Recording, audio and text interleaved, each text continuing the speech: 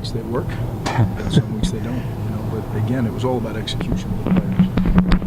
You know, we saw Chris Olave block it, but there, you know, there's Justin was a huge part of that block. The way he comes. You know, when you block a punt, it really is a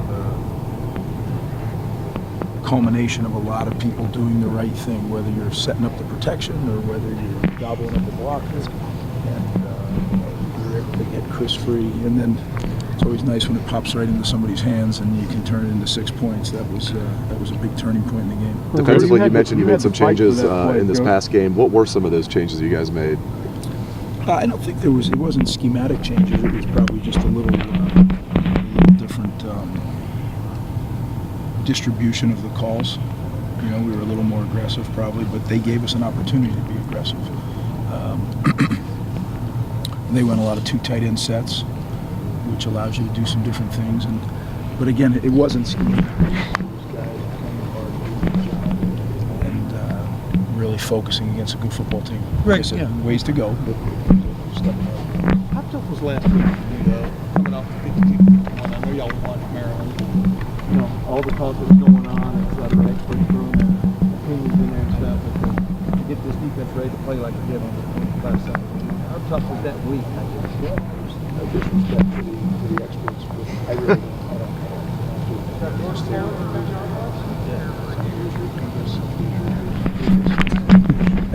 I don't believe either of them. I believe you work hard to do your job. God's got a plan for all of us, and that's what we do around here.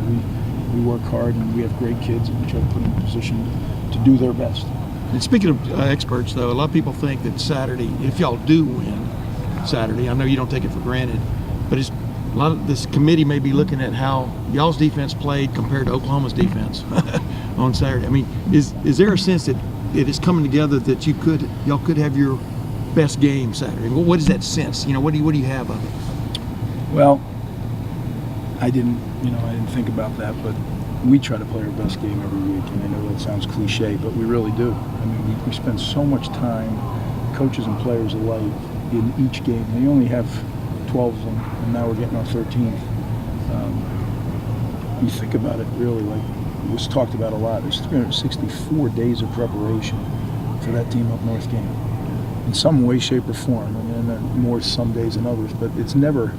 You know, you're in the building, you see the countdown clocks, you see everything. It is a constant on your mind. So that's a special situation. But every week you pour 100 hours into the preparation for the game, and the players pour a ton of time into it. And we always try to go out and play our best game. So we're going to do that regardless if experts think or committees think. You know, I hope we can do that. But we have a very, a team that's been very successful, and we have to find a way to stop. But is there a sense of momentum now, or a sense of things coming together better? I hope so. Yeah, I hope so. I hope our players feel let me hang excited. You guys, confidence is a big thing. Is it hard to prepare for since they've changed a little bit throughout the year? Or do you feel like maybe with that running back coming on, they've sort of found an identity now? Well, I think everything starts and ends with the quarterback. He's got 51 straight starts. He's an NFL quarterback, so we need to make sure that we understand how that all fits into their entire offense. He's a very accurate passer. He understands scheme very well. You're not going to trick him with coverages and things like that. And, although he's thrown 12 interceptions,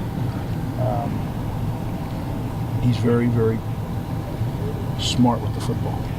So not all of them, are, he got tripped and he threw a pick. Some were tip balls. It's not all what you would think. I think he's a fine player. I thought he was a fine player 2 years ago when we played him here. He's had a knee surgery since and a bunch of wins since.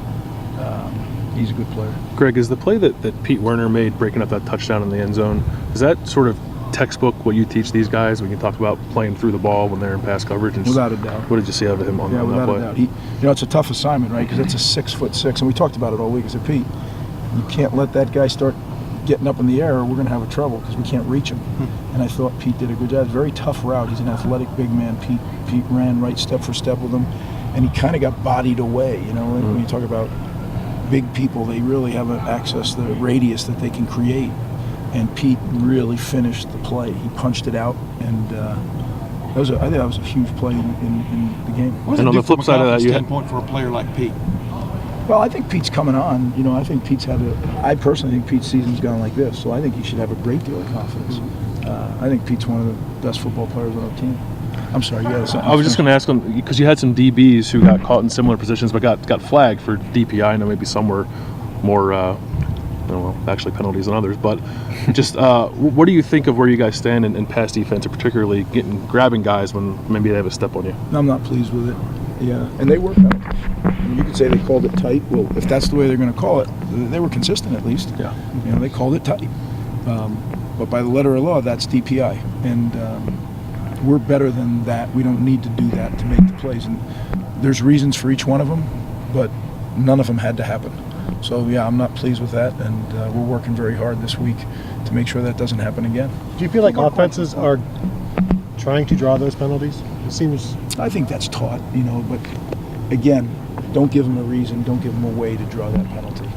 And there's certain technical things that I won't bore you with, but certain technical things that we did on Saturday that put us in a position where we could get flagged.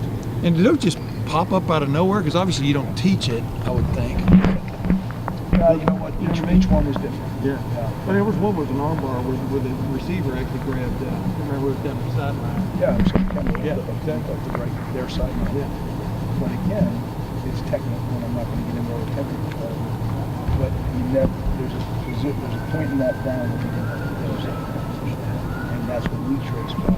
And look, they don't try to do that. Obviously, our guys. You know, sometimes it's lack of focus. Sometimes it's you know, exhaustion, maybe, whatever it is. But we have to erase those because, you know, you look at it, that was 4 or 5 free plays, and there were some on third downs, first downs. You know, you stop somebody and then you give them another set, another rack of plays. Good football teams, they make you pay for that. So, Coach, it sounded like on the punt block that it was an interesting discussion as Coach Meyer laid it out in the post game.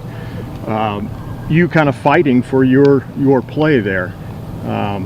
That comes down to seconds, right? He's saying no, no, no, and you're saying yes, yes, yes. well, now the truth of the matter is we had 2 of them, as he told you. Okay. And, he thought we were calling the other one, but he didn't know. He didn't have the information that I had. Oh, okay. That the other one probably wouldn't work because of the way they were blocking it. Our kids had just told us that right before.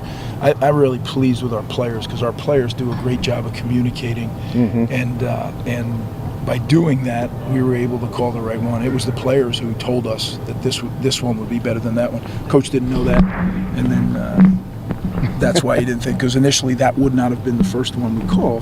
I see. But the players communicated to us they thought that would be better. So that to me is what coaches and players working together is all about. And he reacted okay after that. What was his? Well, we all did. Yeah, that was good.